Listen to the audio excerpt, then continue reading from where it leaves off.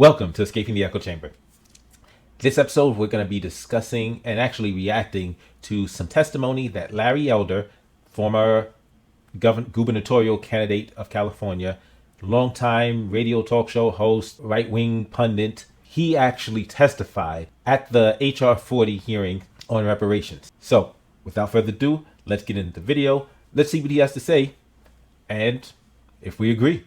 Congresswoman Lee, thank you very much for having me. I really appreciate it. I am the executive producer of a documentary that came out June 19 last year called Uncle Tom, An Oral History of the Black Conservative.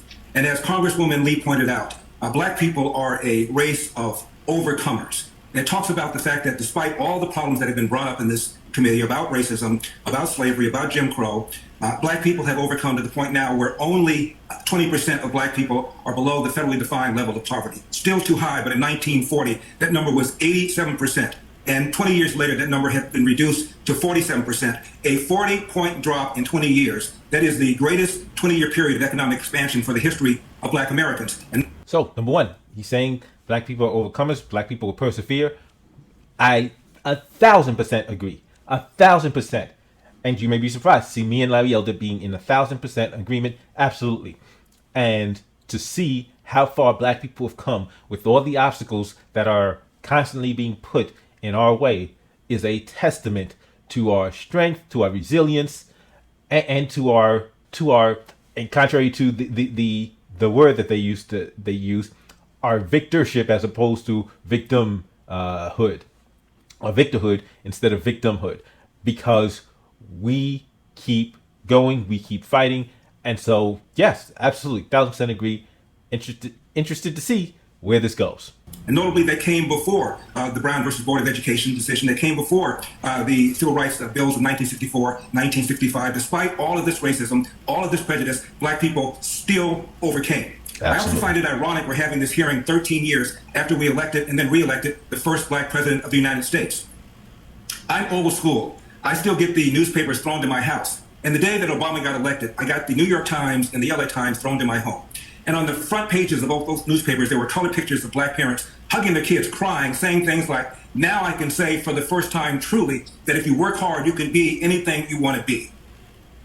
In 1997, Time Magazine and CNN did a broad survey of Black teens and white teens and asked both of them whether or not racism was a major problem in America. And both of them said yes, not too surprisingly.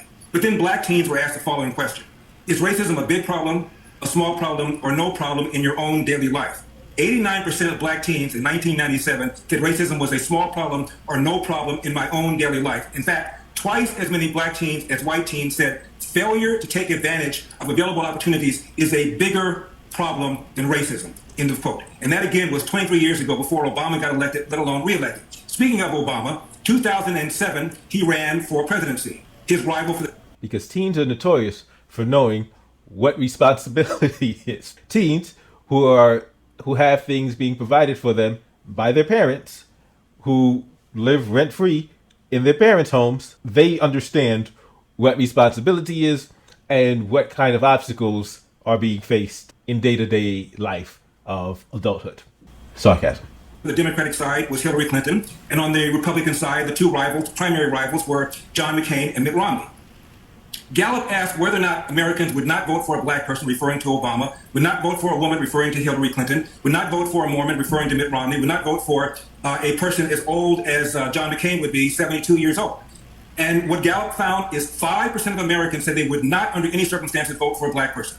11% said they would not, under any circumstances, vote for a female.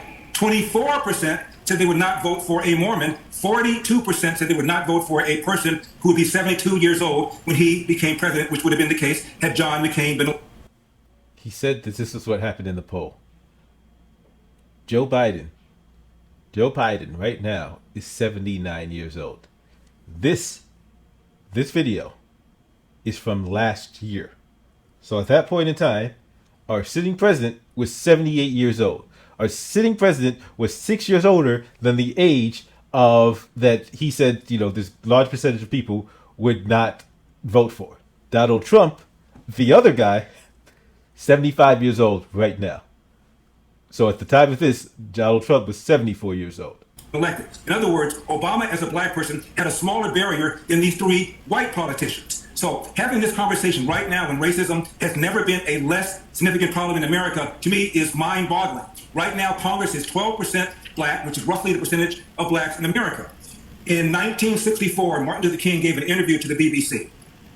And he said he was surprised at the changes that have taken place in America in recent years. And he believed that a black person could become president in 40 years' time, or maybe even less. That's roughly around the time when Obama became president. And Martin Luther King did not say, we will know when we've arrived at the promised land when there's a black coach of Notre Dame, which has happened, when there is a black female who's the president of an Ivy League university, which has happened, when blacks are mayors of all the major cities in America, which has happened, when blacks are police chiefs of the major cities in America, when there are superintendents of schools of America or mayors of America, sometimes all three at the same time. He did not say that. He did not say when black people become millionaires and billionaires, which has happened. He did not say when black people become CEOs of Fortune 500 companies. He said when a black person becomes president, that's when we'll know we've reached a point where people are being evaluated based on the content of their character to the extent that it is reasonable to expect. And the idea that slavery built America is belied by the fact that at one time, Virginia was the most populous and wealthiest state in the Union, but within a couple of generations, it had fallen behind states in the North because the South depended upon slavery, which impoverished the South relative to the North, which is primarily why the North won the election. No one could have had, or very few people could have had a life harder than my father. My father was 13 years old, born in 1915. He was kicked out of his house by... Someone I want to point out that Larry Elder has demonstrated, because we've seen some people that have come up that like just have nothing, no points, no logic, no information. Larry Elder is a different individual. Larry Elder presents numbers. Larry Elder presents data. Larry Elder is a lawyer, and I think not enough, because in fact, I don't think I've covered this enough on Larry Elder's intelligence. Larry Elder's a smart dude. Larry Elder is playing games. Larry Elder is presenting numbers that don't actually relate to the issue at hand. Larry Elder's presenting numbers, because remember how he started this? He started this talking about how black people have persevered. Yes, black people have not persevered because of a lack of obstacles. Black people have persevered despite the obstacles.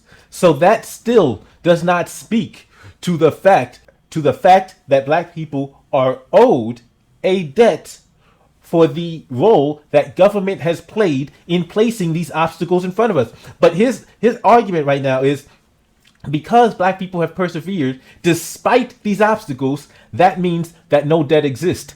That is not rational. That is not logical. What he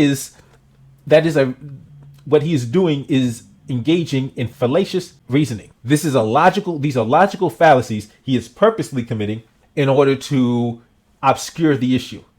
But he's like I said, he's a smart dude and he's good at it. He's good at distracting people from the core of the issue with numbers, with data that aren't exactly relevant, especially not to the point that we're discussing right now. His mother, Athens, Georgia, Jim Crow, at the beginning of the Great Depression. The man walked down the street, did whatever he could. Ultimately, he became a Pullman porter on the trains, which was the largest private employer of blacks in those days. Traveled all over the world, became a Marine, was one of the first black Marines, a Montford Court Marine. And my dad always told my brothers and me the following: hard work wins. You get out of life what you put into it. You cannot control the outcome, but you are 100% in control of the effort. And before you complain about what other people did to you, go to the nearest mirror and say to yourself, what could I have done to change the outcome? And my dad always told us this: no matter how hard you work, no matter how good you are, sooner or later bad things will happen to you. How you respond to those bad things will tell your mother and me if we raise demand. And my father always said this about the Democrat Party: they want to give you something for nothing.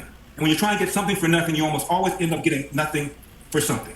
Something for nothing. Hundreds of years of state-sponsored terrorism, of slavery, of slaughters, of assaults. And when I say assaults, you can imagine what type of assaults I am specifically referencing. Hundreds of years of brutalization, of indignities, of deprivations, of state-sponsored sabotage, of the government actually stepping in to stop black people from rising, from building, from thriving. hundreds of years. Giving black people reparations for the crimes committed against us is not something for nothing, because the crimes committed against us are not, nor have they ever been, nor can they reasonably, in any sense of the word, be described as nothing.